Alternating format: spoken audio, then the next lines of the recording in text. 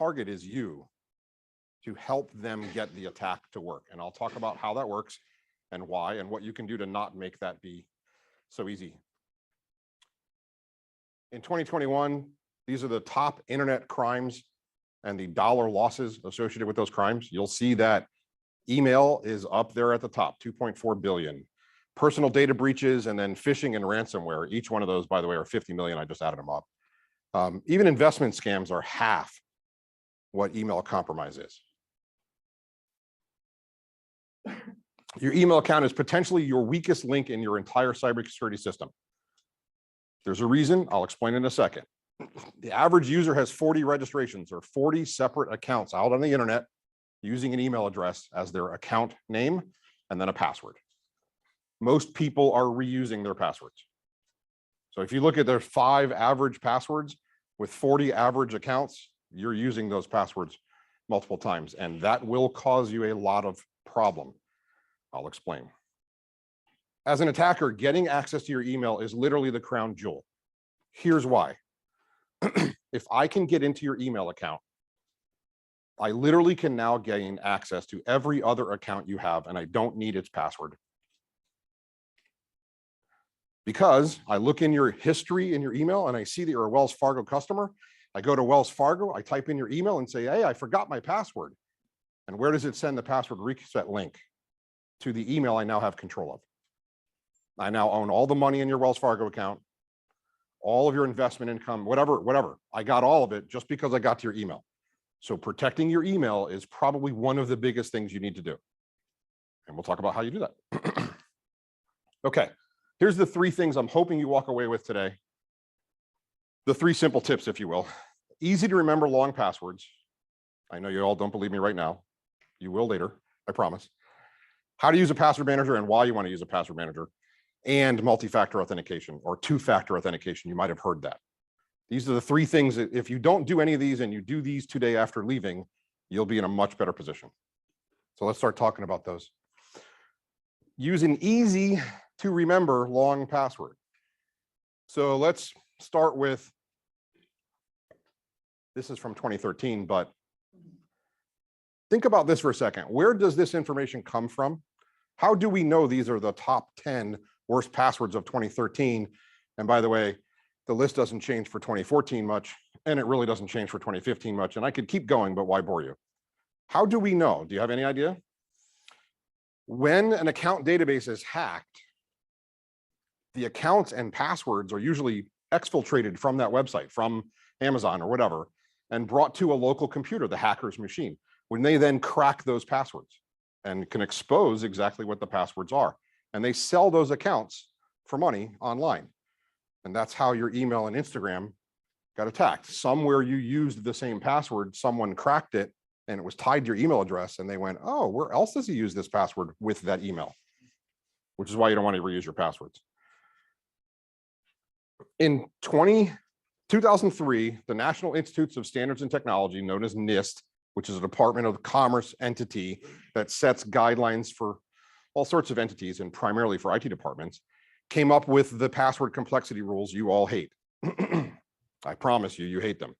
These are the rules in case you've forgotten recently, right? Minimum 8 characters, mixed case, special numbers, right? And then they got to be changed frequently. Every 30 or 60 days, you're prompted to change your password again. And all of those are so ineffective that first off, you probably write the passwords down. And second, it's become a meme. What I mean by that is I changed all my passwords to incorrect so that when I can't remember, it tells me your password's incorrect. Haha. But I'm serious, it is a meme, and I'll show you in a minute how far that's gotten.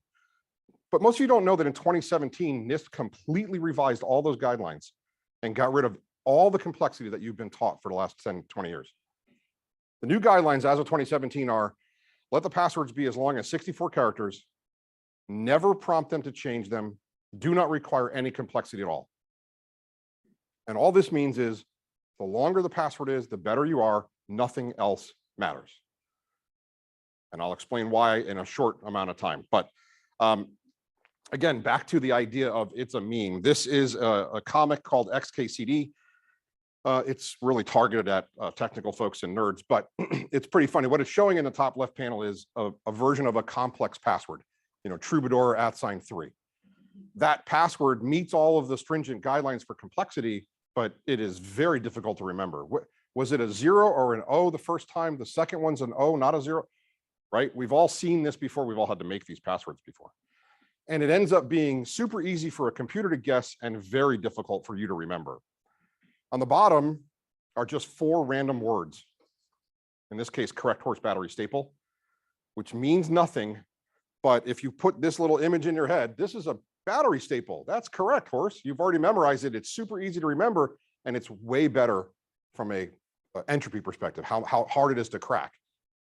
This is such a meme, I swear, that this website now exists. It's called correcthorsebatterystaple.net, and it generates passwords for you.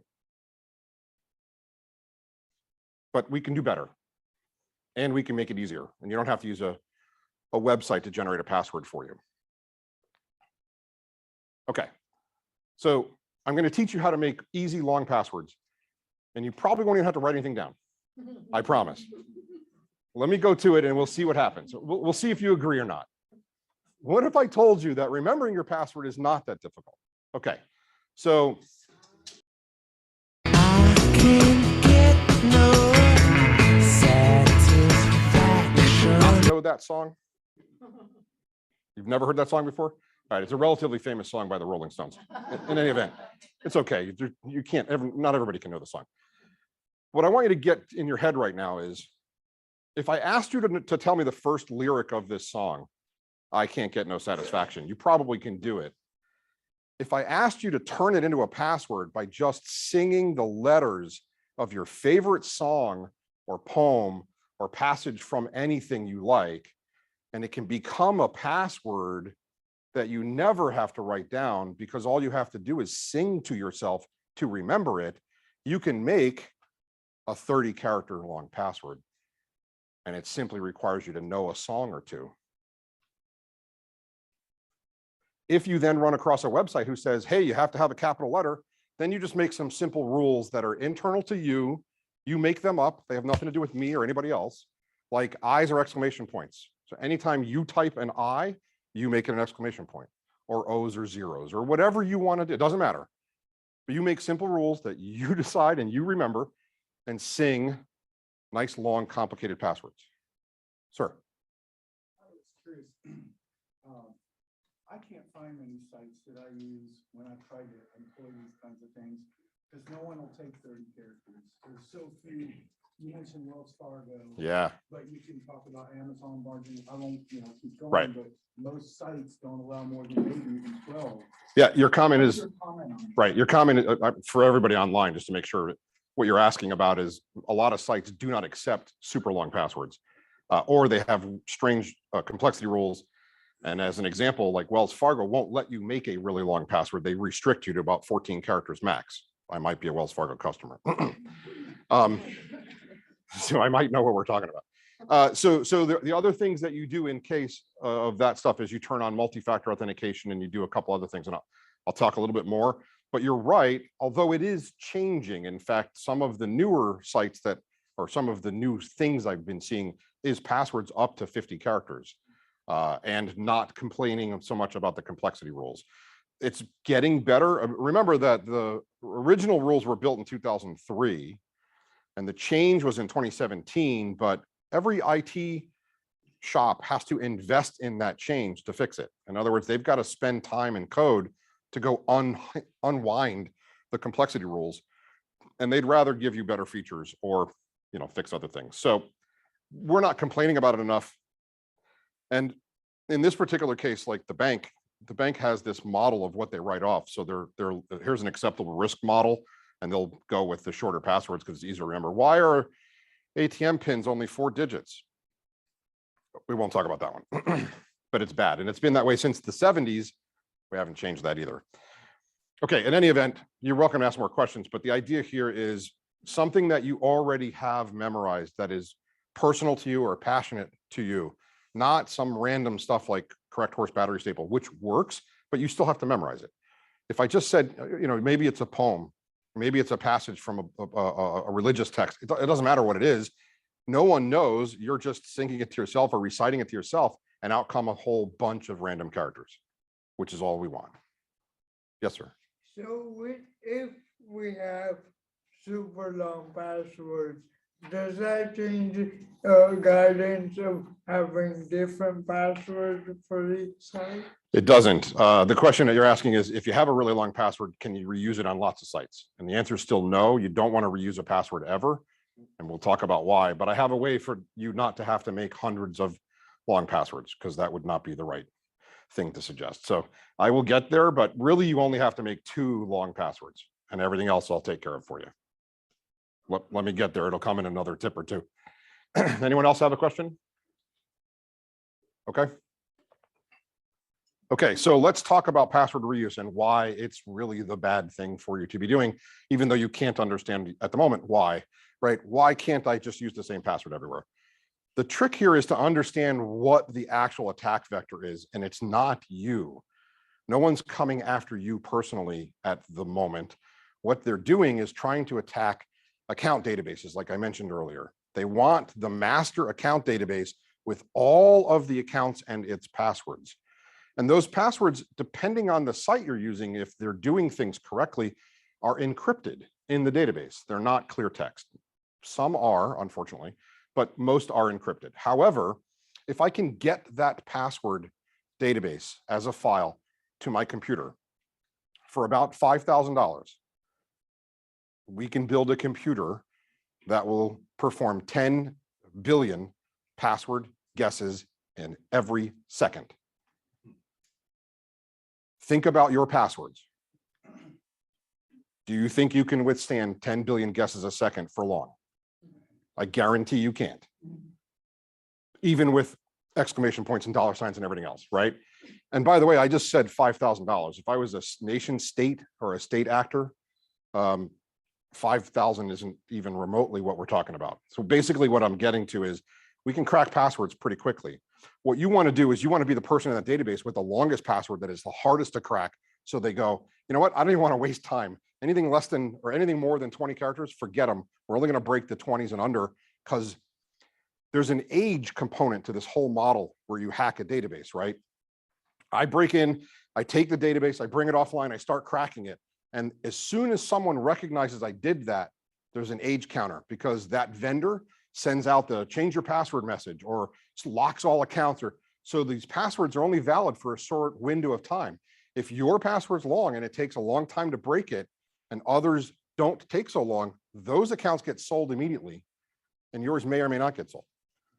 And if you do what I'm about to tell you with respect to password manager, it won't matter, because it won't get you anywhere else.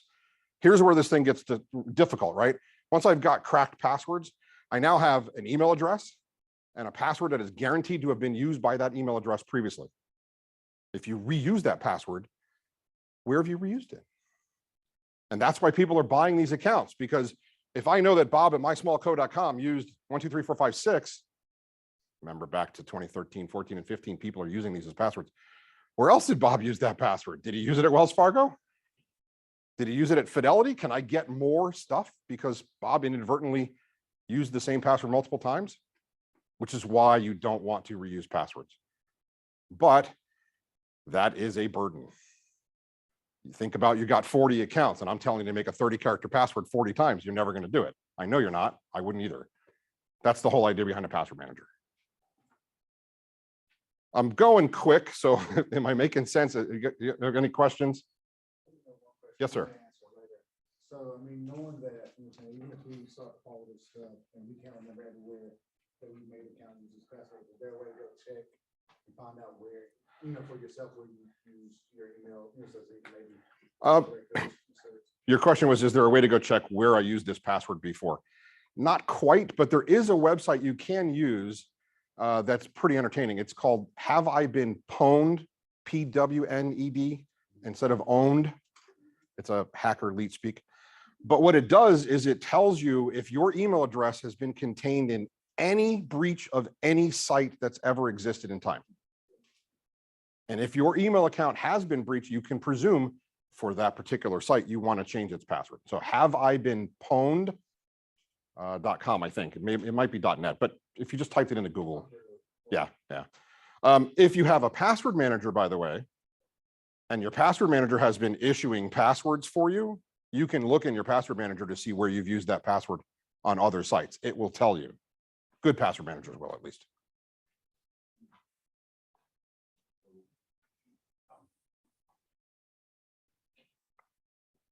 Any other questions at the moment? Okay. Let's see what other fun we can get to. So, yes, you got one online? We have an online question that says, what about circumstances where a site requires periodic mandatory changes? Password manager question mark? Like, can the password manager look at that? I think is what they're trying to ask. Yeah, and that's absolutely the correct answer, is using a password manager for your sites. If you need to, if you're prompted to change a password on a site, you just use the password manager to generate a new one. And when you're using a password manager, you never care what the password is. In fact, you don't even know. You can go uncover the password from the password manager if you need to, but it becomes a thing you no longer think about. With a password manager, it just tells you this is the password for this site, and it presents it to the site and logs you in. So then the next question is, well, how do I protect the password manager? Well, this is where the second long password comes into play. One for email, one for the password manager. Two really distinct, never reuse them, passwords. And don't put your email password in your password manager ever, ever, ever. I'll get to all that at the end, I promise. I got a whole list of here's the thing, you can sit and read it. Keeper, Dashlane, LastPass, KeePass, Bitwarden, there's lots of password managers. I think they're all pretty similar. I don't particularly think you have to use one or another. You can use the password manager in a web browser. It's better than reusing a password. I would prefer that you didn't use it in a browser. I'd prefer that you use a standalone piece of software in some way and it's professionally, I'm sorry. I would prefer that it would be portable. In other words, if you use Google Chrome and you store your passwords in Chrome and you have a Chrome account and you go from one computer to another and your passwords show up, how did that happen? Where did the passwords get stored? Are they yours or are they Google's? I don't have the answer to that question, but I would probably keep a local password manager so I didn't have to think about the answer to that question. You can have the application installed on your computer. You can have it on your phone, and you can have it as in a web browser. Depends on the individual application. Like LastPass, I'm going to show you in a second. LastPass works on all three. It's on your phone, it's in your browser, and it's also available via the website if you don't have it installed. Normally, you would secure your password manager with the best capability you can. So that would mean a nice long password that you never use for anything else.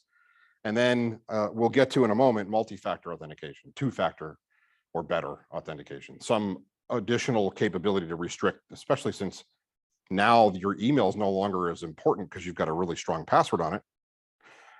The password manager becomes the thing everyone's going to go after if they're trying to attack you personally, but that's not really going to happen. If you think about the attack vector is, I want to sell this for, lots of money online and I want to sell it multiple times. I'm not going to sell Jeff's passwords. By the way, if you sold my passwords and you got them and you got into my bank and you drained it, the next person who bought that's going to go, there's nothing here. So my information isn't anywhere near as important in itself as a collection of everybody's information or a large group of people. So you want to make yourself just like, think of it this way. You probably have locks on your front door, even though they can usually be pretty easily defeated. If your neighbor leaves their door open all the time and you don't, you've made yourself the less target. Someone's going to look and go, well, that door's open. I'll just use that one. So you want to make yourself a little more complicated than the next person if you can. You remember the password to the password manager, like I said, it remembers everything else. This is an example using LastPass. The far left corner is obviously LastPass on your watch, Apple Watch. The middle one is on an iPhone or an Android, doesn't matter, it works on both. And then the actual website, that's the same basic information, it's just 3 different vectors for accessing it.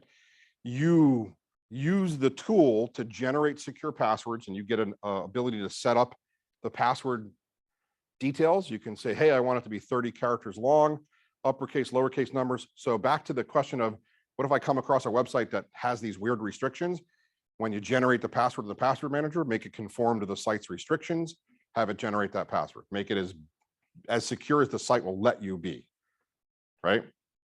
But then not having to make up your own passwords for all that stuff makes this a lot easier because you just do this once, generate, fill, it populates the screen in front of you, the website, and you save it. All you need to do is get yourself into your password manager. It'll do all the rest. And now you can have 40 or 100 accounts, but you don't have all that reuse. Somebody gets one of your accounts and gets attacked and gets into a database. The only thing they'll get is that website, not all the rest. Hopefully that's making sense. Did you have a question? No. Okay, sorry. Is it free for the password? Oh, LastPass is $3 a month, I think. There are many password managers that are free. I think KeyPass is free. I don't remember if Keeper is free, but there are definitely open source free ones, and also $3 a month. You can decide if that's worth the hassle of the passwords or not. That's up to you, obviously. Alicia. Online, we have someone who said, not sure if you covered this, but my iPhone saves my password. Would you recommend using a password manager instead of this and deleting my passwords in my phone? Here's what I would say. The fact that the phone is generating the passwords for you and saving them is still better than you trying to remember and reuse passwords. So it's already good. If you wanted to be even better, I still think an independent password manager is better than relying on someone else's individual technology. No one is safe. Even Apple could get hacked at some point and have all those passwords stolen in some way. So could LastPass. In fact, LastPass has had breaches in the past. Nothing's impervious, but the harder you make yourself, the less of a target you become. And so what I would say is if the phone allows you to do multi-factor authentication to protect the passwords that are stored inside of it, I'm happy. And I even if it doesn't, the fact that there's a password manager managing your passwords and not you trying to make a variation of the same password 20 times, which never works, right? Just think about this. You've got this great password that you've used for a long time, and you just put, spin the year on the end of it or whatever. Do you think a computer can't guess that 10 billion times a second and get past all of your little scheme of what you're putting on the end of your password? Obviously it can't, right? So it's not safe. What's safer is let the algorithms generate completely random nonsense that you'd never remember and don't ever remember it. Sorry, yes, sir. I've been married password manager, so I'll admit I've refused to use them whether or not. I've just been able, personally, I try to come up with all the reasons, just like automated crypto keys, just all the things that make our life easier. Password manager, if something happens to it, its code or whatever corruption, look at the mercy I am at that piece of software. Help me, or if anyone else has these concerns, and why we should trust password managers, because I just never accept them as Yeah, I'm too scared of them. Sure. And the question for those online, the question was, what happens if the password manager gets attacked, or how do you trust a password manager itself, et cetera? And I think what I would say to you is, number one, there are open source password managers that you can look at the code to see what it's doing. I'm sorry, you missed my question. Oh, You're close. Something could happen. Forget about being attacked. I'm glad you brought that up. I didn't. But it could get corrupted. Something could happen, and then I'm unable to use it because the code, or what if I deleted it? Just all the myriad reasons why the password has. Oh, okay. Getting attacked is one. Yeah, I understand. Yeah, okay. The real crux of your question is a password manager is all your eggs in one basket. Yeah, there you go. Yeah. Yes, you're right. It is. And you could also get struck by lightning. Like there's just some things you can't protect. No, I know that's funny, but seriously, it could be corrupted, but I've been using LastPass for probably 8 years. It's not happened. Doesn't mean it can't. You're right. But if it did happen, by the way, I'd have to do a password reset process with every one of those sites and generate a new password. That's how I would have to do it. And so would you. And it's something to think about. You decide what your trade-off is, but I can tell you, if you're just making up your own passwords and writing them down somewhere or putting them in an Excel file, you're not getting any better. Because these algorithms are certainly giving you much more entropy than anything you're going to do on your own. But it doesn't mean that you're wrong. I mean, whatever you're comfortable with, you do what makes sense, obviously, right? Alicia, anything online before we jump? No? Okay. All right, so we'll talk about multi-factor authentication. And the reason it's called multi-factor, let's just talk about that for a second, right? What are factors?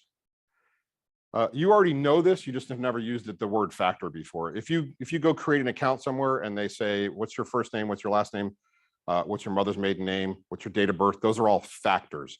What we're trying to do is identify you, authenticate you, and authorize you. Those are the things that are going on. In this particular case, a factor, in this case, something that you know, would be a password or a PIN. It's a thing that's in your head and technically not supposed to be anywhere else, which is why you're not supposed to write them down. And then something that you have, like a token. I have some here if you want to see them. They're actual security keys. This one happens to be just a USB key. Looks like a button, but it's cryptographically secure. And it's something you have to have along with something you know that becomes multi-factor. Both factors are required to get into the account. That's all this means. You can also do something you are. If you have an iPhone and you do Face ID, that is a factor, but it also sometimes occasionally will prompt you and ask you for your PIN, right? Because it wants to make sure you have something you know too. And you are multi-factor authenticating every time you use your phone. It just has this threshold of convenience trade-off, because the whole, if you look at, there's a teeter-totter, right? Security is on one side, convenience is on the other, and you can go one or the other, but you can't usually get both.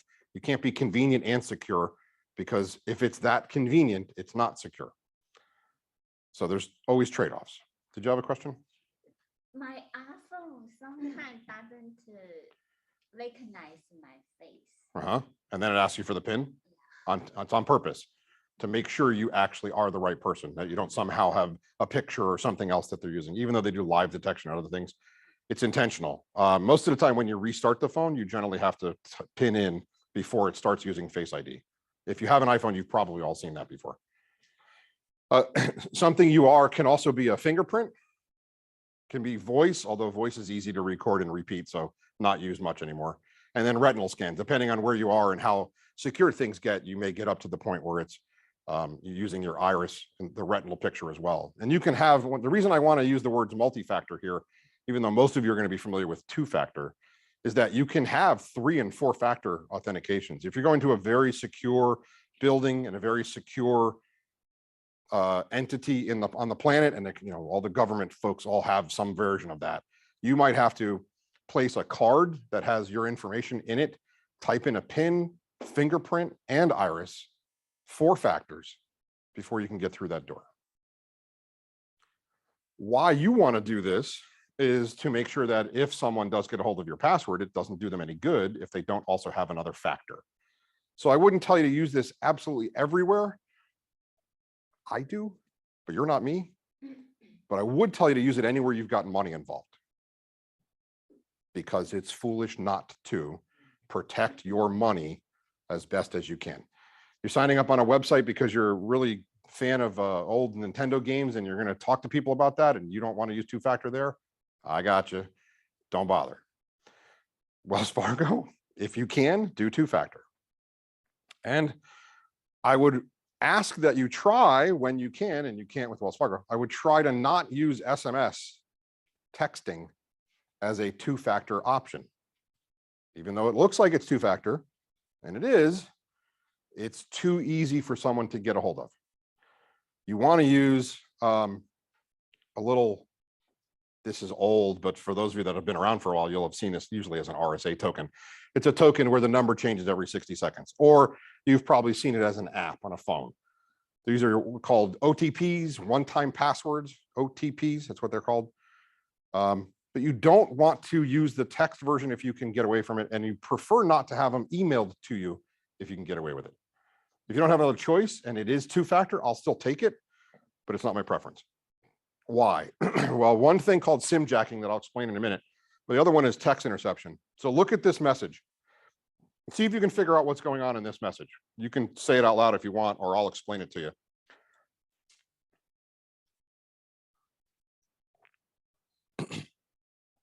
This message is purporting to come from Google, suggesting that there was a suspicious sign-in attempt from an IP address that'll never mean anything to anybody, and from a place in Northern California called Vacaville that most of you don't know about.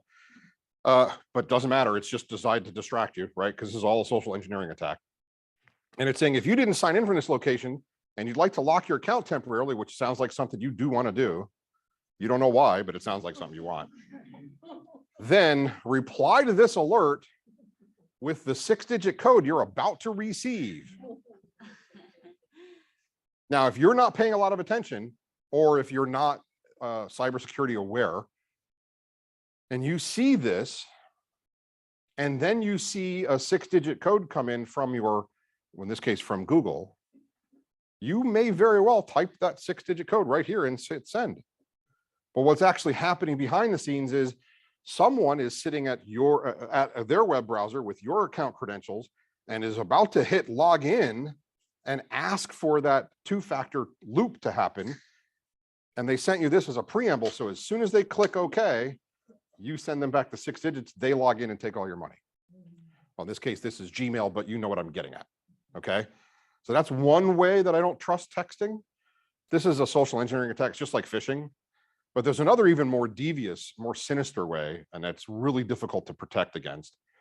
And it kind of goes like this. You can figure out what provider a phone number is using. There's internet resources that are free. You can go and look that I have a Verizon phone or an AT&T phone or whatever.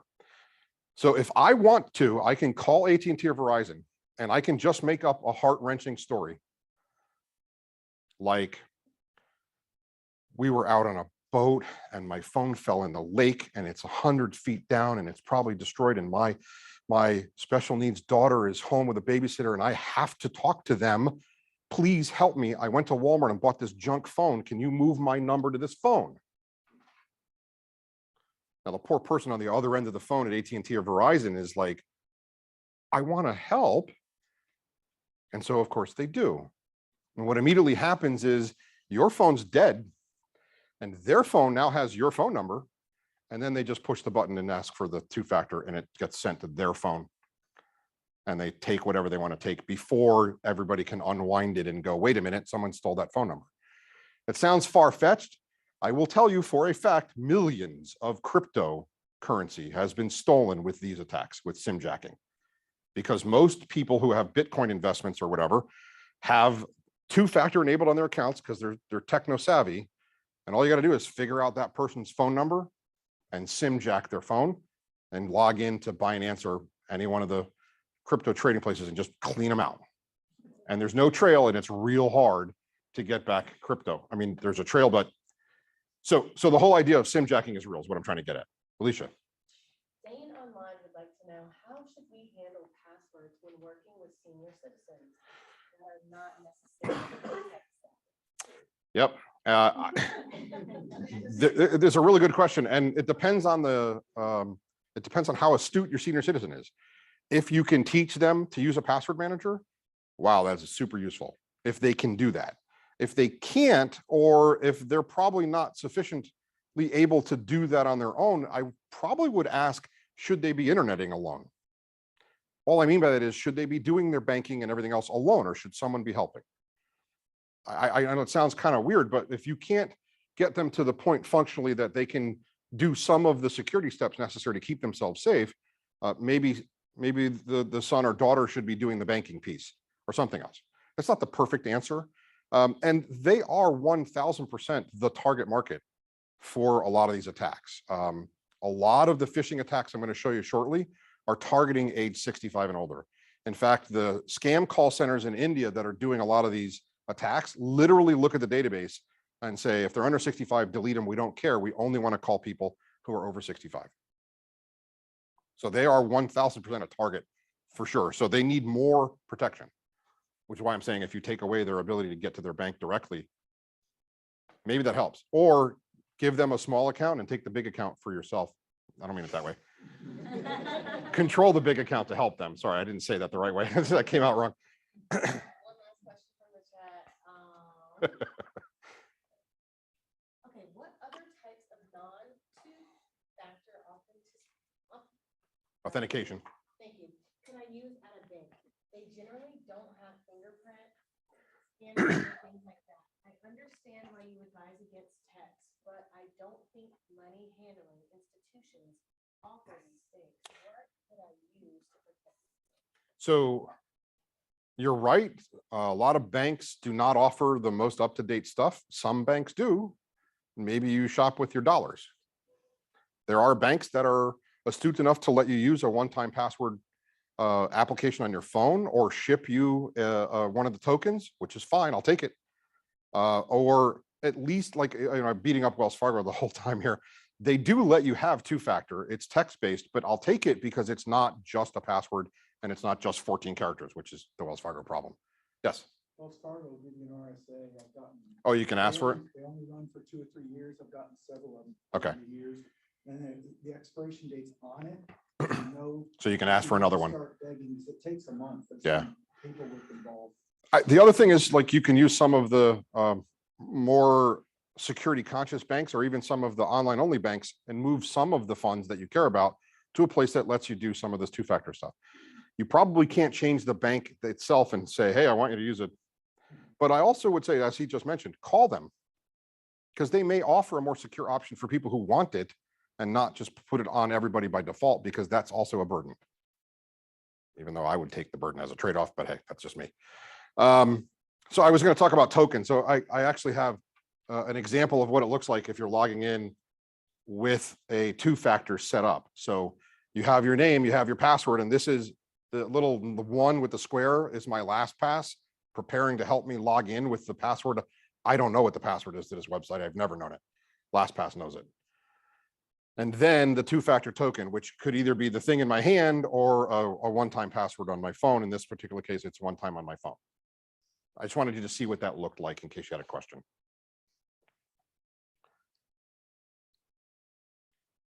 Oh, it didn't display. Oh, hang on. It did the display thing. Pardon me while I tech support myself. There you go. Okay. So, there you go. So, oh, really? It did some fun stuff, Alicia. Well, all right, let's try this. Let's go out and back.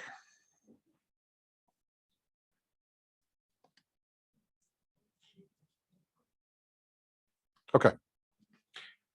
So these are a version of a security token or a two-factor token. This happens to be from a company called Ubico. There are others. I don't care. You can pick any one you want. This is one version. It looks like a USB port on the bottom. It slides into the computer, and then you can push. This is another one. You can come up and look at these later if you want. This has a lightning connector on one side and a USB-C on the other. So it'll work for a modern phone. And once you put in one end or the other, depending on your phone, there's a button in the side you can push, and it gives you the authentication that you would get. Again, my Gmail has a very long password on it. It also has this token assigned to it. You can't get to my Gmail without both. How did you get to the token? Do you have it? Oh, how do you turn it on for Gmail? Yeah, no, how do you get a token for your Gmail? Oh, I just bought one from the Ubico website. The question was, how do you get the token? You also can go into your Gmail account settings and security and turn on, I think it's multi-factor. I don't remember what they call it. And they'll start with texting you, which is a good first step. And then you can tell them you want to enroll either a one-time password on your phone app, and they'll give you a QR code, or you can tell them you've got a token and you can use it. Either way, they'll support it. So you can buy them. I think it's $50 or so, give or take. And you can see that, like, this is a USB-C one, and it's super small. It would be right inside. I mean, you'd hardly even notice it. It's almost the entire length of the USB-C port, et cetera. Sir. It's sort of along the same line of this. So, like, for example, my Yahoo, like, the app will open and say, like, are you trying to log in? I guess what does that fall in the second order call? So I'm logging on the computer, I'm going to my Yahoo, like, hey, you logged in, I just pretty much hit yes on the app, and then app will. I guess is that a safe enough? Yeah, you're talking about, there's other versions of two-factor where instead of getting a 6-digit code, your phone gets prompted with a, is this you? And you say yes or no. Google does that too, Yahoo, et cetera. And your question is that sufficient? Yeah. It's still two-factor. It does require something you have. In this case, it's your phone. I will say this. that's tied to your account. So if someone is able to take your account information and put it on their phone, then it's not any different. But if you had one of these, they'd have to also get this from you, which, someone could steal. So everything's possible. But in this particular case, it's better than not having a two-factor. So I'll take it, right? Better than the person next door with the wide open door. Or the person with a tremendous amount of locks and a big glass window. Like, I don't think you accomplished a lot there. Okay, let's talk about phishing attacks. If you haven't seen this or you don't know the word phishing, the idea here is basically an email primarily masquerading as some other reputable source like your boss, and giving you some sort of an enticing request that's like, ooh, I should do that. Not because it looks cool, but it's because, oh, they want me to go give them something, or you're at risk. Click here to fix your risk. Oh, I want to do that. Those sorts of things. They're all social engineering. The whole idea is to pull at your heartstrings or to make you afraid and then get you to do something that you wouldn't logically do if you just sat for a minute and thought about it. So that's how that works. Look, 92% of all malware is deployed via email. That means people are not thinking about it. And they're opening that attachment, or they're clicking that link, or they're opening what they think is an image, but it turns out to be an HTML file that shows up in their browser. And they're like, oh, what a cute Shetland puppy. Cool. But in the behind the scenes, that cute picture of a Shetland puppy is installing software on your computer you don't know about that lets somebody remotely get in and do whatever they want. So you generally don't want those things to happen. Like I said before, 90% of all data breaches are coming from a phishing attack, meaning someone got an email and clicked a link they shouldn't have, and it resulted in someone getting access they shouldn't have gotten. Examples. This is an email about American Express, or it looks like it's from American Express. It isn't, but if you were quickly going through your email and you weren't paying attention and you weren't thinking it through, you might say, oh, review my information. There's a reason. I don't know what's going on. Click. Don't do that. This one looks like it's from Netflix. In this particular case, it's being shown that it's actually not from Netflix. It's from a completely bogus URL, although SendGrid's not invalid, but this isn't from Netflix. But if you're not me, you're not going to highlight this and look at the thing, and you're not going to understand what you're highlighting anyway. My whole thing here is don't click links.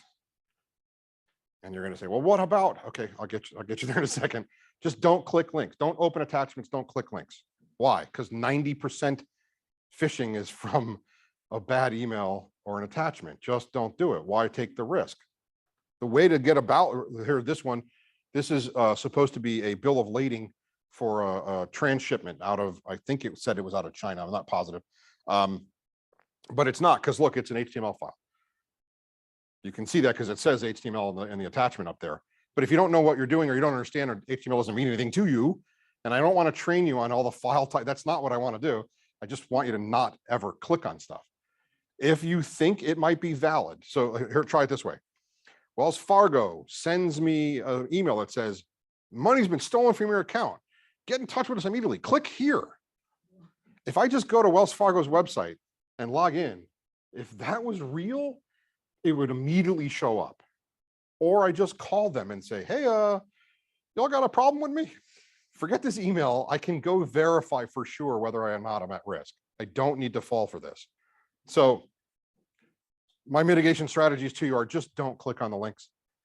And if you're in doubt, go around on your own to the particular site in question and see whether or not, again, if there's this huge problem with your account, if someone's taken $10,000, you can be sure there's probably a warning in red on your Wells Fargo login, or when you call and give them your information, they go, oh, we need to talk to you. Great. It was a cool email, but I still wouldn't click the link. And then some other ones that are hard to make sense. If your dad sends you really what he thinks are really fantastically funny jokes or memes, because he does it every 2 days, just ignore it and tell him, yeah, it was great. Just don't click on it. Why do I have to take viruses off my dad's computer at least every month? Because he clicks on every link he sees. I've gotten him to not use that computer for any financial information. I have a completely separate computer I sent him, and he only uses that for finances. And this is his play machine, and gets wiped out every month or two. So basically trust your instincts, right? If the email you're looking at just seems like it's off in some way, it is. Find an out of band method of validating it. Don't click the link. You had a question. Yeah, and this may be like a completely different, but, so I have a VPN on my phone. Yeah. So say I read, manga or, something like that, and, sometimes the sites are very questionable. Questionable. How much is my VPN protecting from like attacks on my phone? Yeah, that's a valid question. So the question for the online audience is, how much does a VPN protect you from this stuff? The real answer is it doesn't, because what a VPN is doing is encrypting your message flow from you to the VPN itself, whatever the endpoint of the VPN is. But from the VPN to LastPass isn't VPN'd, it's just regular internet. And the attack vector coming back to you, if it sends you an email and gets you to click a link, doesn't matter if it was encrypted in transport. So the VPN is helpful in a couple ways, but it won't protect you with the things we're talking about. You need to do the things we're talking about. That's not sometimes you're on the manga website or whatever. Yep. Going through reading, so I click next, goes to the next page, but sometimes boom, it takes me to, it's not the number that I'm trying to get. Yeah, what you're talking about is that when you go to click a link on a website, even if the VPN up and the link isn't the link you expected, it goes somewhere completely different. And the problem is that could absolutely be what's known as a drive-by malware site that just your browser just sweeps through it and you don't even notice it because it happens so fast. It bounces you across a couple different sites. One of them dropped some malware while you weren't looking. Even with a VPN, it still drop it. The biggest thing a VPN would help you with is to change your location. If you're trying to watch, a piece of content that's published in the UK and you're in the United States and you click it and it says this is not available in your country, fire up your VPN and go to London so that you come out of the internet in London, the tunnel of the VPN. And now when you click that link, it'll work. Those sorts of geo restrictions don't have anything to do with security. They have more to do with what advertisers are paying for and what that content provider is willing to provide. It's all about money and not about security. Sir. Were you going to talk about Wi-Fi? Because I'm wondering, is it even as relevant today since the Wi-Fi has gotten better since the initial scare? Because what I was told and what I've told my mom is never do anything with Wi-Fi that you care about. The way you put it earlier was, if it's a financial account, pay more attention. And so that's what I try to tell her. Because if you plug in, but you can't plug in cell phones to any kind of internet, they all use Wi-Fi. So Yeah, what's the concern level with Wi-Fi these days? Sure. For the online folks, the question is, what's the risk or not risk with respect to Wi-Fi connections or wireless connections? And the real answer for me here is the problem with Wi-Fi connections in the past was that when they weren't encrypted, you were sending some information in clear text. The only time that was an issue is if all of us were sitting on the same Wi-Fi network and you were logging into your bank and your bank wasn't using TLS encryption or HTTPS, which there's no bank now doing that. And if you're logging into a bank that doesn't, you're not logging into a bank. But what I could do, you're logging into somebody who's going to hack you. So what I could do is I could have my laptop on the same network as you, and I could sniff every single packet you send as a network nerd, and I could pull down your username and password because it was sent in the clear. But now almost every website is HTTPS. There are actually a couple browsers you can set up where only allow HTTPS connections. They won't go to an HTTP website any longer. And so Wi-Fi is probably no longer a concern in this context. If that was a concern, VPN solves that problem because it encrypts from your computer to the VPN endpoint. So whatever network you're on, nobody can sniff packets. So you could always use a VPN to get from point A to B and then go to your website. Yeah, you're welcome. I have a question about website security because some website, it will say, oh, it has the malware. So how do my computer collect that? Yeah, the question is, websites can be infected with bad stuff. How do you protect yourself? Well, the reality is, if the website you visited has malware on it and your browser is not up to date, you could be at risk. I would also suggest that you think about having different browsers potentially for different actions. I'm sure you'll read between the lines there, but basically, I use this web browser. I go to my financial stuff. I don't do anything else with it. I don't go to other websites with it. In this particular web browser, I read Reddit, and if I want to click a link from there, I will, but I don't have any of my other data stored. I don't use the password manager in the browser. I don't even have my LastPass plugged into that browser, all that stuff. It's my, if it gets corrupted, it won't hurt me browser. Now that's not foolproof, but it's possible for that to work. If you're on a phone, there's a really interesting web browser called Firefox Focus, which is not regular Firefox. It's called Firefox Focus.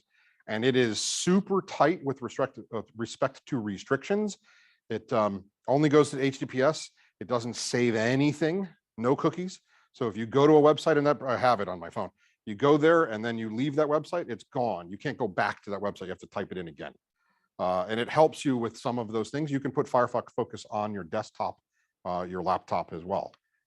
So those are some ideas, but really you probably want to try and keep yourself to websites you think you know. And private browsing is not. Incognito is not. Okay? Some things are different in a private browsing window, not the ones you really care about. If I can get my hands on your computer, I'll tell you everywhere you've ever been, even privately. So think about that. Having different browsers isn't also perfect, but you could have a browser where every time you close it, it cleans the cache. And it's better than nothing, but nothing's 100%. Okay. I know I threw a whole bunch of stuff at you. We only have a couple minutes left, but let me give you what I think are my sort of synopsis, advice, and suggestions. But before I do that, let's talk a little bit about this perspective that I think is useful for you to hear, because I've just thrown a lot of security stuff and scared you with a bunch of different things, and I don't really want to scare you too much. This triangle's here on purpose, right? You can have convenience, you can have security, you can have privacy. Pick two. You cannot have all three. This is like the teeter-totter I was explaining before, okay? Complexity can be a hassle. It adds time to every login. Two-factor is a pain in the arse. But as I said, security is always a trade-off with convenience. But just think about this. Alicia started this when we started this morning. How long would it take you to deal with a wiped out bank account versus logging in for another 5 seconds? How long would it take you to go take off fraudulent purchases on every credit card you own versus, oh, password manager, what a pain. If you had a mortgage taken out in your name that you didn't know anything about, and you started getting bills for it, and you're like, what on earth is this? Versus a two-factor authenticator.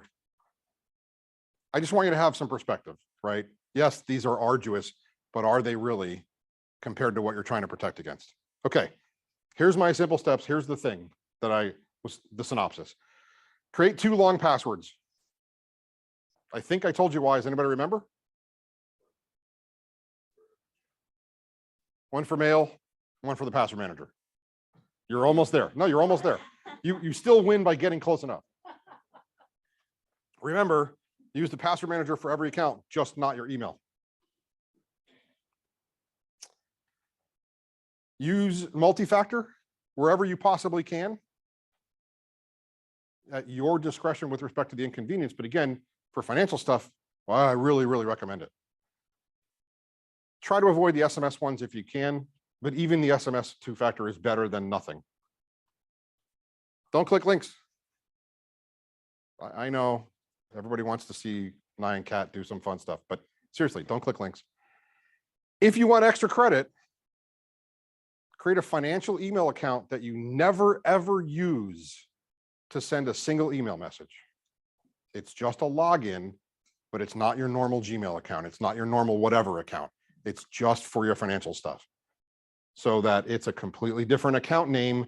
And if you're in the database of have I been pwned with, Bob at gmail.com, that's not the way that you get into Fidelity.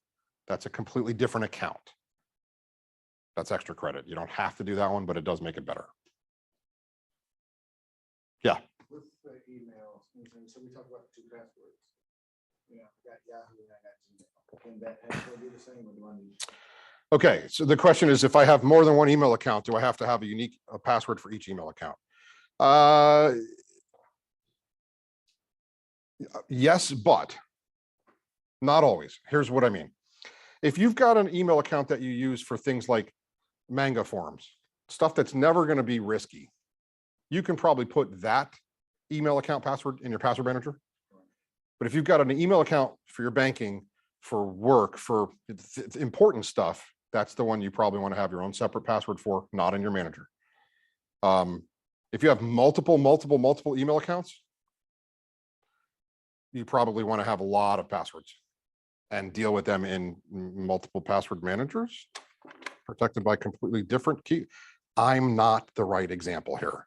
But you're gonna go extreme security where. they're Right. doing that, and that's what we- Right. My wife tells everybody I know that meets me, because I seem to have this problem where I talk about security every time I turn around.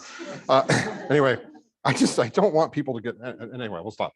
But she says to everybody, don't ask him what he does, ask him what he would want you to do. If you ask him what he does, A, you'll go to sleep, and B, you'll never do it. He spends more time locking himself out of stuff than he does logging into stuff. And she doesn't understand that means I win, because if someone tries to get my stuff and they can't get in, perfect. If I can't do it, there's no chance someone else can do it. I know I'm over the top. So Alicia, we're out of time. So you want to answer questions? I'll be here. I don't mind. We can answer questions. Yeah, we can answer the online ones after. Okay. Anybody else? I have a question. Yeah. So in your personal laptop, do you, like when I first log into my email per se, or like my bank accounts, it asks for two-factor authentication and I save the computer things for personal use. Do you do that? Do you recommend people do it? What do you recommend people do? So anytime you log into a website, it tries to help you out from a convenience perspective and says, remember this device. And that's so that you don't get prompted for the two-factor again on that device. And I never remember the device, because if I have two-factor on the account, it's something I want to protect. So why would I stop that protection in any way? Even on your personal device? If you had your laptop stolen, that laptop can get in without two-factor. That's not a risk I'm willing to take. Can your laptop be stolen? It can walk. Someone could break into your house. It could be in the back of your car. It could be in this backpack right here that's always with me, but someone could take it. So those devices that are in there, there's multiple laptops. Remember, I'm extra. None of them have anything saved. You can't, first off, it's all fingerprints to get in, but also, you could knock me out and take my fingerprint. So that'd still work, right? But when you go to the websites, like you can't get into Wells Fargo, nothing's saved. It won't prompt you without you having the right credentials. LastPass isn't saved. Oh my gosh. Let's not talk about that one.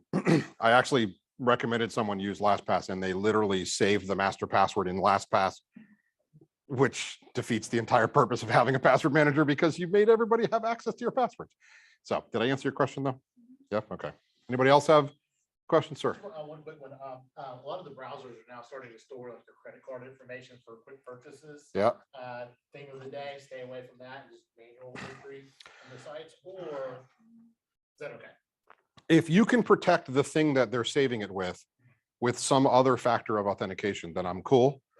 For me, I save my passwords in my bank cards in LastPass, but only like my online shopping card, not my normal card. I know you don't. I know.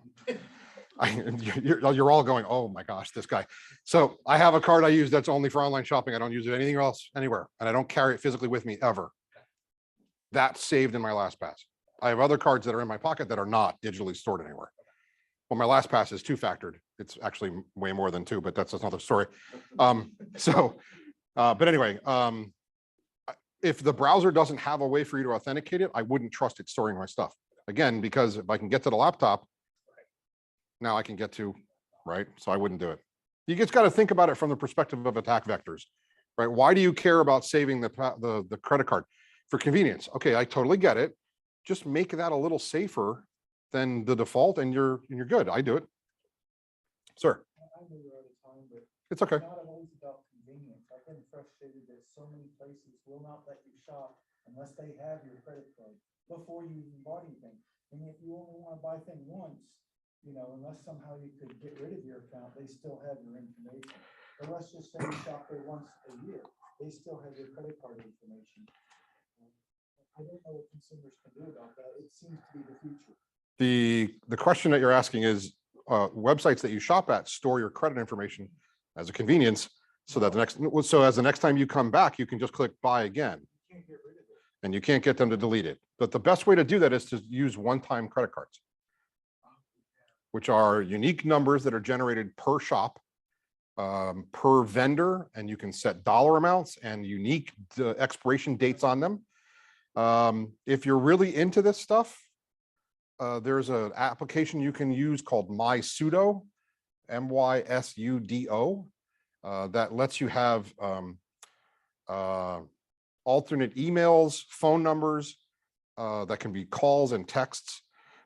And there is the ability to have credit card numbers that are generated. You can generate it per vendor. So you can have, here's the, I don't know, Tractor Supply credit card number, and it's only good for $500 or less. And it's valid for 3 months. So they can have that number. It's not tied to a real card and it dies in 3 months or 1 month. You can do whatever you want. One trick I've done is I try to use gift cards for those things, but some of the systems are too smart, especially if the gift card doesn't have a lot on it. I'm talking about like a Visa gift card or whatever. Right. Those kinds of things will let you get into Panera or Barnes and Noble or whoever you're at, Walmart, where they want something on file to let you be a customer.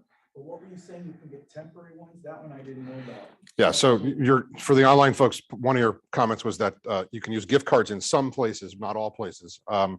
Yeah, I think the website I remember is called privacy.com, I believe, and it will actually generate a unique temporary credit card number for every transaction if you want it to.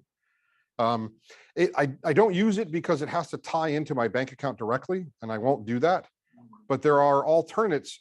There's actually, I don't remember if it was Chase or Citi that lets you have an app that they built on your computer and your phone that will randomly generate a valid credit card number just for that vendor. And it comes from Chase or Citi. Or so if you already have a credit card with one of them or sign up for one, you'll have to find that app. I don't recall who does it. But it's, What's it called? Because I'm with City, I'm gonna follow. Yeah.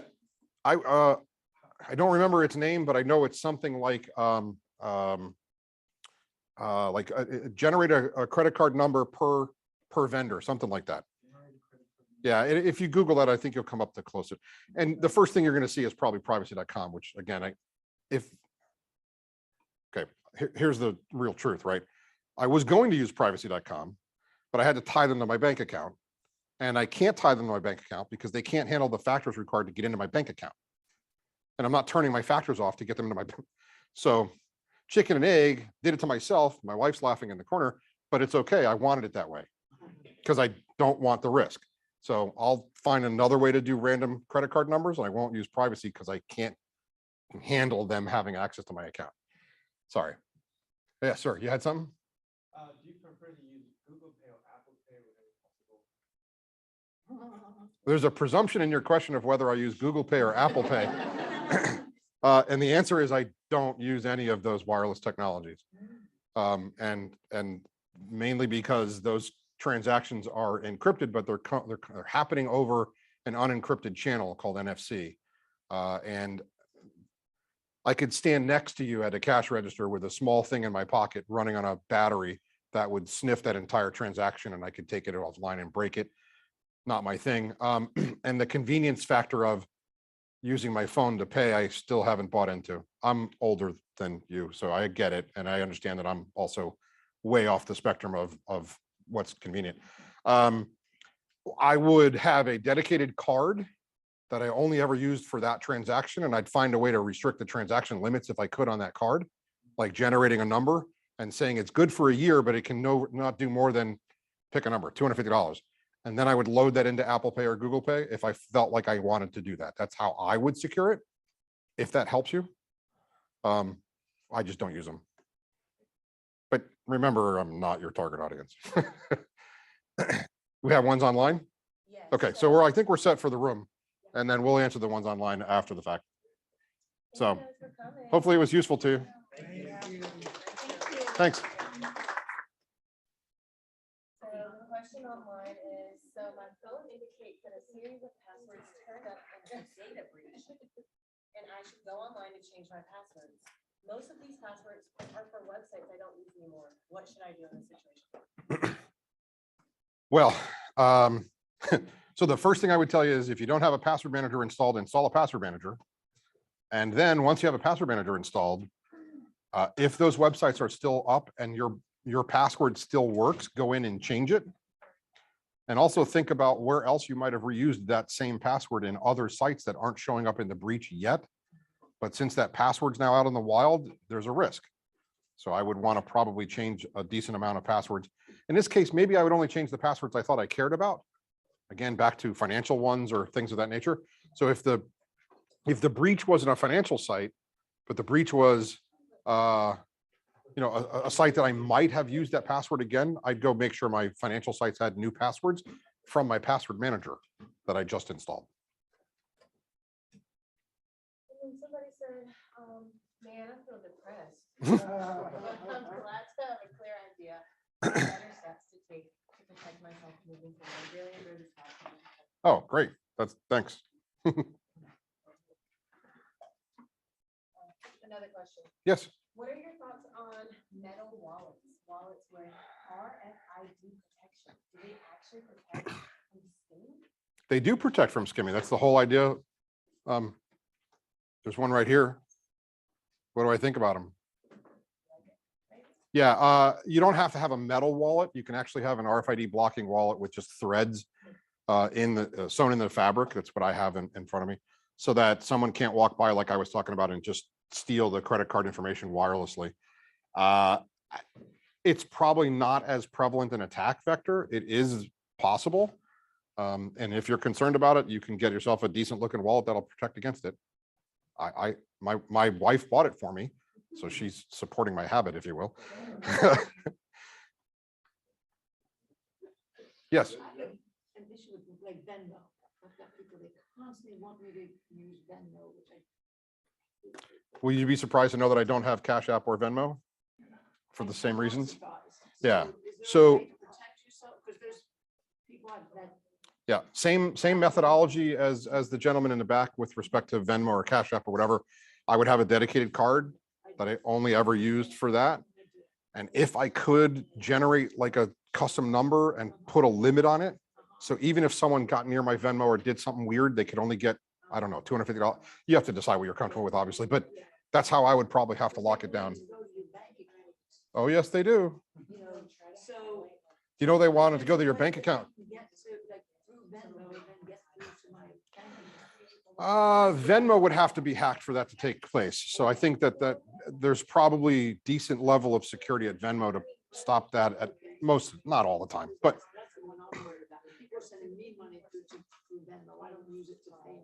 Yeah. But then it's got to go, I got to transfer from there into my bank account. So that's why I would try to use a card, not a bank account. Like PayPal also is not a great answer for me either. I don't know if Venmo will let you use a credit card instead of a bank account. Will it? I don't think so. And the reason for that is because they have to pay the percentage fee transaction wise on the credit cards, and they only have to pay the ACH fee for a bank account. So it saves them a lot of money. For me, it's right back to security and convenience. The other answer is I don't have a Venmo. Pay me some other way. Yeah, and then I was getting phone where it's like, I need you. Their insistence, like, I need my money. Right. So it's like, Are you doing transaction, like selling something? Is that what's going on? No, it's for clients like our dogs. Oh, okay. So maybe like a Swipe or one of those guys where Square, sure, any of those instead of Venmo. Hey, I don't have Venmo, but here, just swipe your card. Right. I would do that.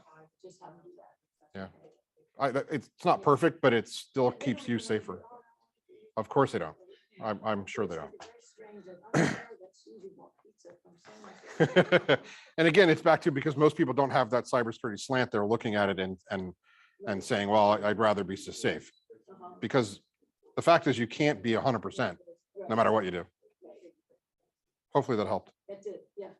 That's been my biggest. Enjoyed your class. Oh, thank you. I'm happy. How we find you? If you want to ask you some questions. Oh, Send your email. yeah. It's, can I get to the top?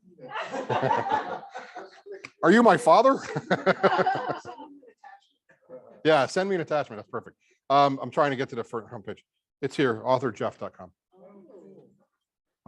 So you can, there's a little thing at the bottom of that page where you can send me an email, So, and then we can converse from there. So on mine, when I enter a password, I always get a block, says, you want to save this password? And if it's That's your browser. that's my browser doing that. Yeah.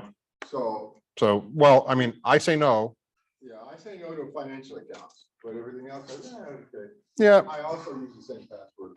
I'm sure. And that's the problem is I'd rather you install LastPass or something like that and have it, Never heard of those, but. well, any one of those. They're safe.